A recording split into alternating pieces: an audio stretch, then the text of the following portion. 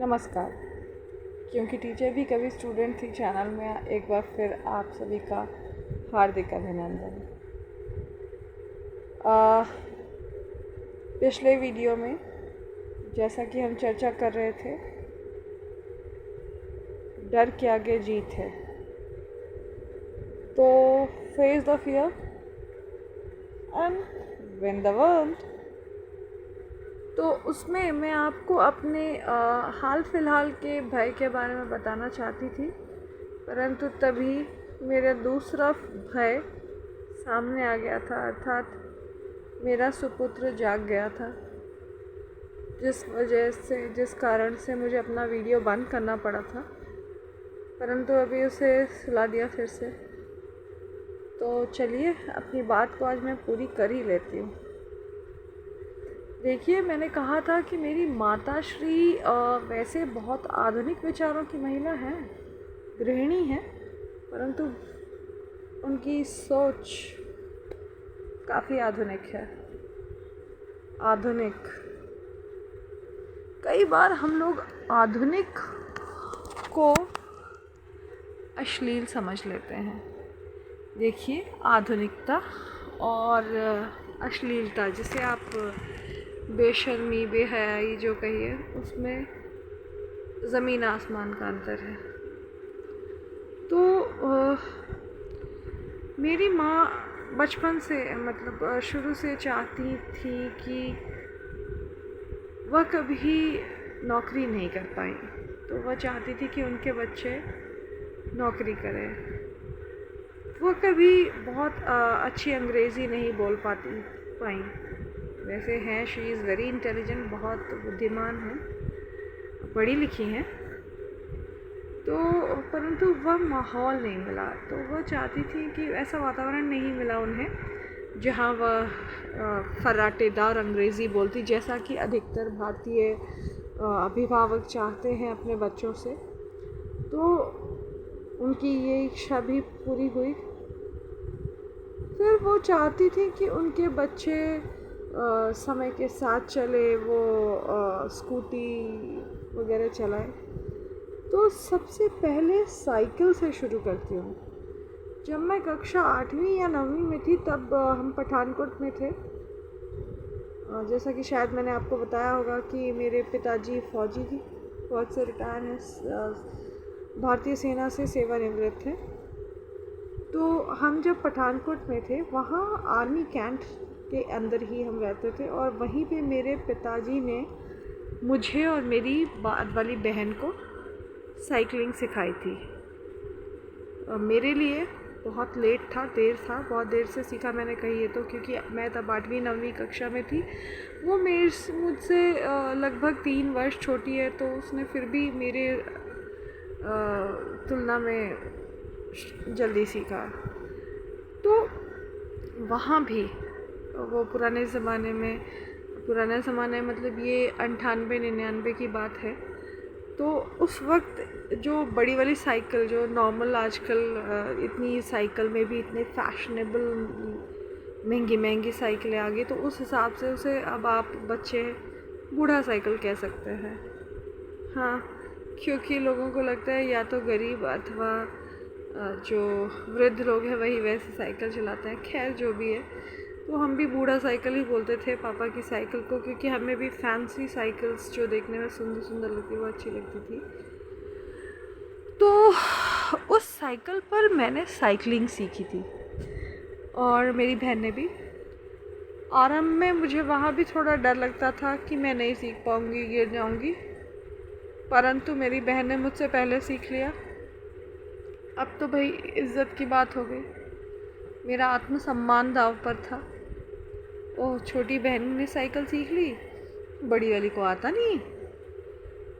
चलिए, उस आत्मसम्मान को खोने के भय से, देखिए यहाँ भी भय था, उस भय से मैंने साइकिल चलाना सीखा।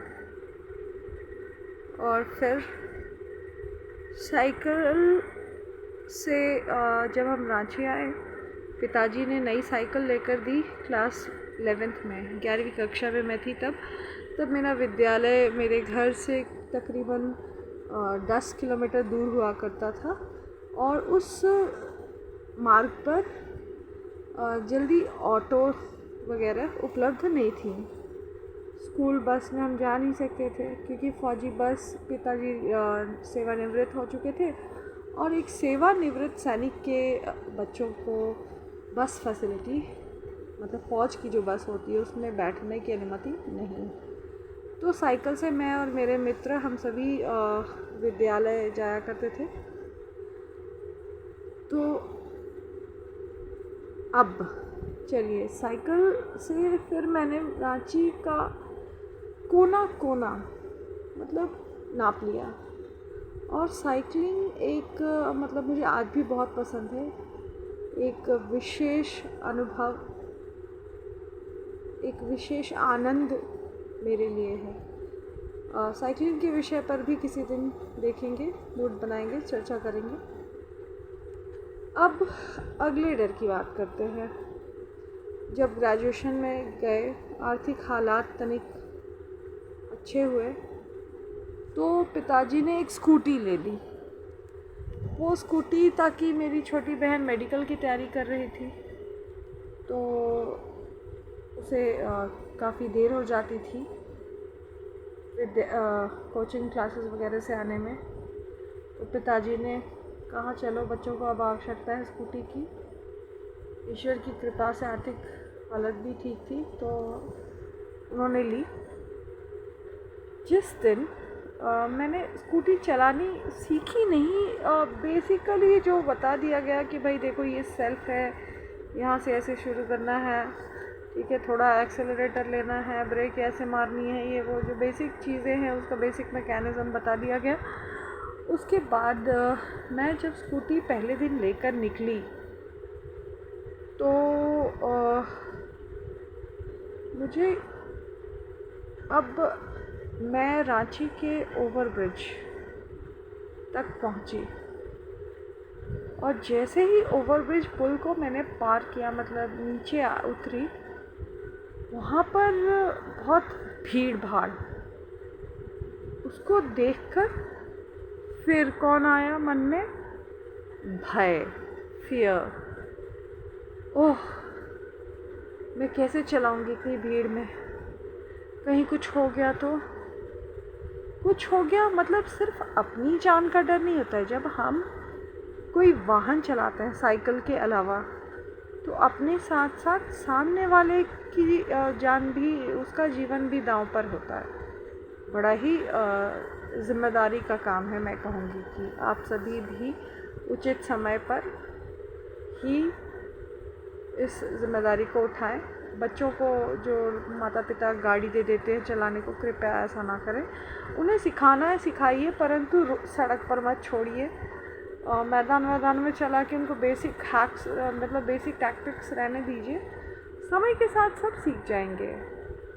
अभी से इतना मतलब आवश्यक नहीं है। जैसे मैं देखती हूँ 5-6 के बच्चे स्कूटी चला रहे हैं और माता पिता प्रसन्न होते हैं, और वो बच्चे स्कूटी पर रोड सड़क पर कैसे चलाते हैं वो भी मैंने देखा है कि वो या तो अपना या किसी और का अहित ही कर सकते हैं किसी भी समय।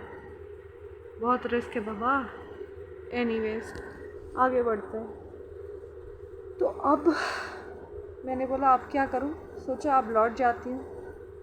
परंतु तभी सड़क के दूसरी ओर, मैं ग्रेजुएशन फाइनल में थी मुझे जैसा लगता है, मेरे ट्यूशन के बहुत सारे मित्र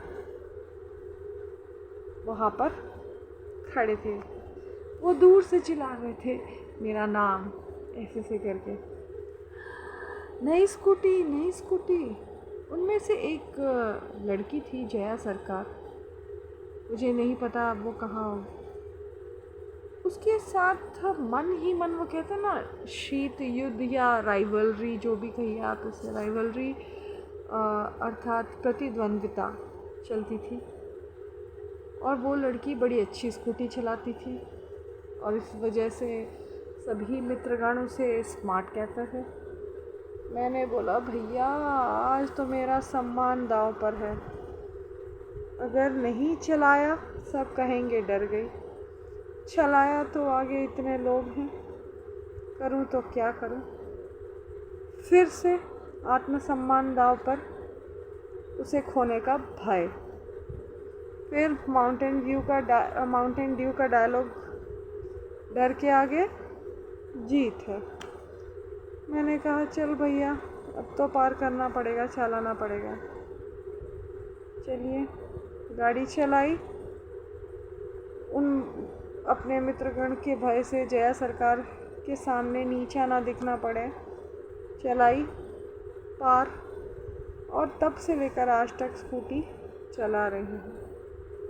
ये 2006-07 की बात है, सोचिए लंबा अरसा हो गया। अब आज सिर्फ ड्राइविंग के बारे में ही बात करते हैं। ड्राइविंग, राइडिंग जो कहिए, इंग्लिश में बोलते हैं you ride a cycle, you ride a scooty, but you drive a car. So we are discussing about this only, riding and driving. अब अगला कौन सा डर है भाई, चलिए बताती हूँ। Car driving. मेरी माँ बहुत दिनों से कह रही थी, अरे देखो इसकी लड़की कार चलाती है, उसकी लड़की कार चलाती है, कैसी कैसी लड़की कार चलाती है। कैसी कैसी से तात्पर्य उनका किसी को अपमान करना नहीं है।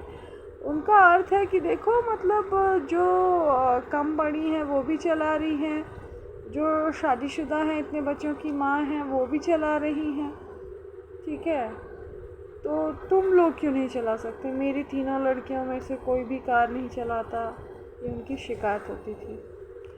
तो इस बार जब मुझे दूसरी बार माता बनने का सुख प्राप्त हुआ एवं विद्यालय से 6 महीने की छुट्टी मिली, तो मुझे भी इस आवश्यकता का अनुभव हुआ कि भाई अब 2 बच्चे हो गए हैं, स्कूटी पे इनको कहीं ले जाना इतना आसान नहीं होगा, तो चलो हम भी कार चलाना सीख लें।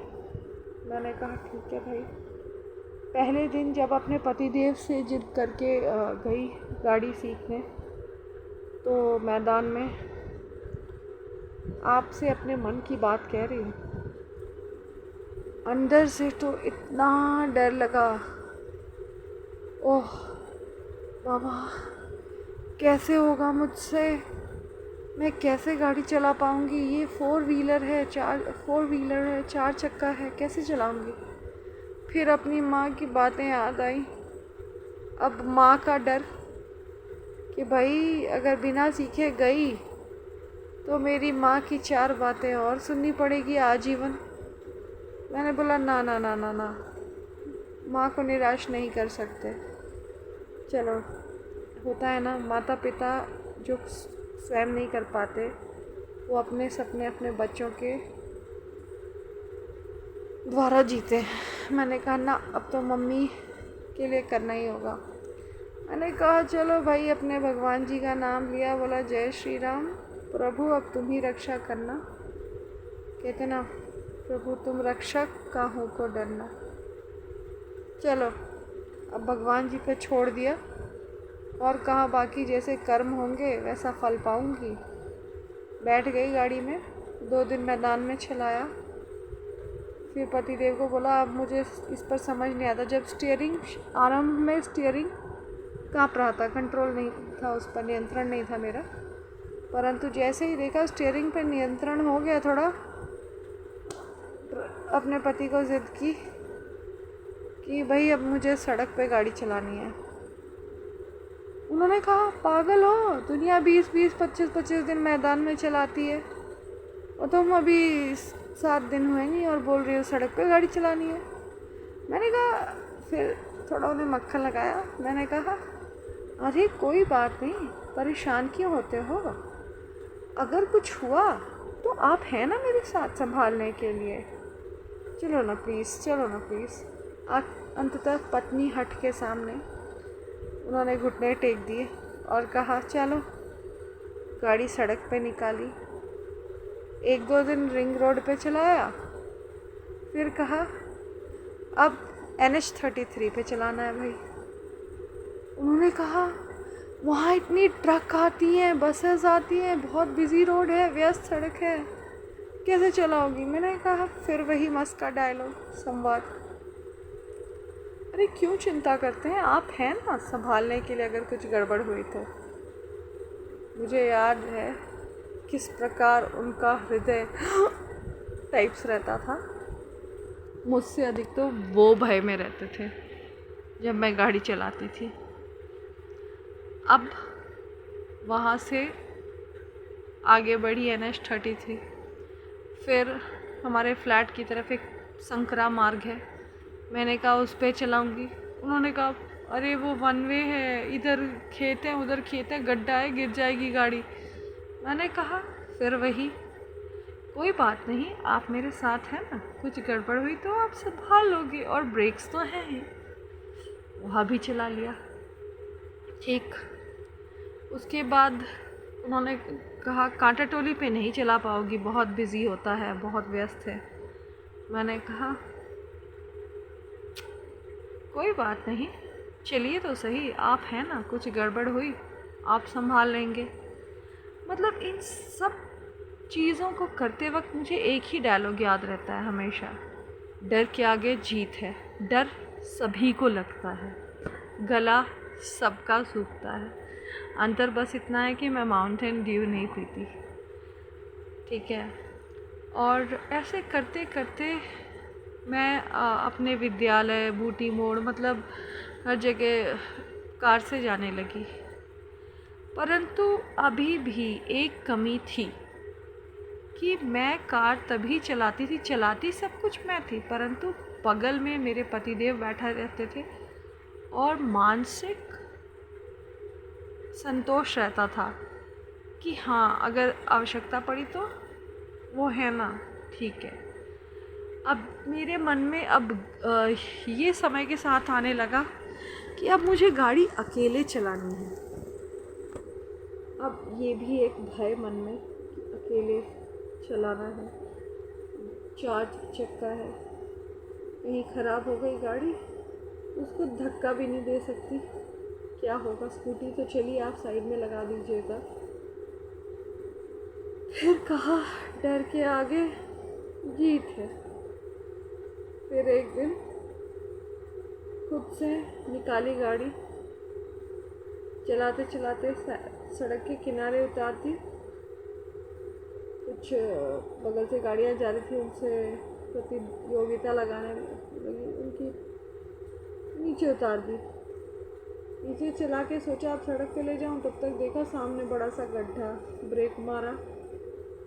अब हड़बड़ में गाड़ी न्यूट्रल में लगा दी, गैर में, गाड़ी आगे बढ़े ना। मुझे लगा ले पहला दिन निकाला और पहले दिन ही भट्टा बैठा दिया।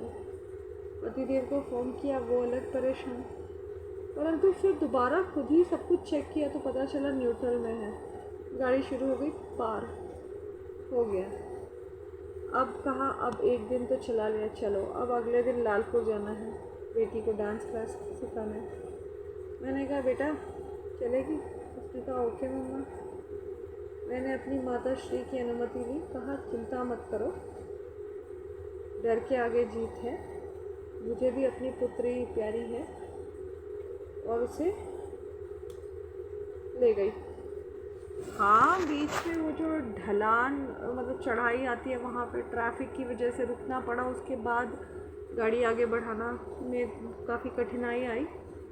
परंतु एक सज्जन जो वहाँ से गुज़र रहे थे, मुझे नहीं पता वो कौन थे, उनका नाम क्या था, परंतु बहुत बहुत धन्यवाद भाई साहब कि आपने मेरी सहायता की। उन्होंने मुझे मतलब मैं रुक गई बीच में। उन्होंने कहा मैडम आगे बढ़ाइए। मैंने कहा भैया गाड़ी आगे नहीं बढ़ रही है, गाड़ी पीछे पीछे ढल रही है, क्या करूं, आप हेल्प कर दीजिए। उन्होंने मुझे एक बात कही, मैडम आप गाड़ी निकाले हैं तो कुछ सोच के निकाले होंगे ना, तो जब सोच के निकाले हैं तो डर क्यों रही हैं, बढ़ाइए गाड़ी आगे, लीजिए 1 नंबर और आगे बढ़ाइए। उनकी उन बातों में पता नहीं क्या जादू था कि मेरी गाड़ी आगे बढ़ चली।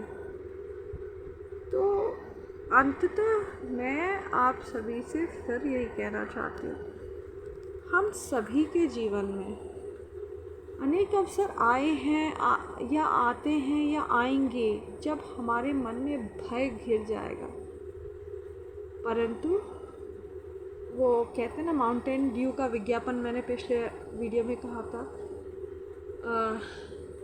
डर सभी को लगता है, गला सबका सूखता है, पर डर से डरना नहीं है, डर को पार करना है, क्योंकि डर के आगे जीत है। तो मेरे प्यारे बच्चों, जो विद्यार्थी हैं और बाकी सभी मनुष्यगण, आपको कभी भी किसी भी चीज़ से, चाहे जीवन में कैसी भी बाधाएं आए, भय लगे, कृपया करके उस भय से भयभीत मत होइए। भय के आगे जीत है। उठिए, हिम्मत जुटाइए, भय का सामना कीजिए। इसी के साथ आप सभी से विदा लेती हूँ। नमस्कार।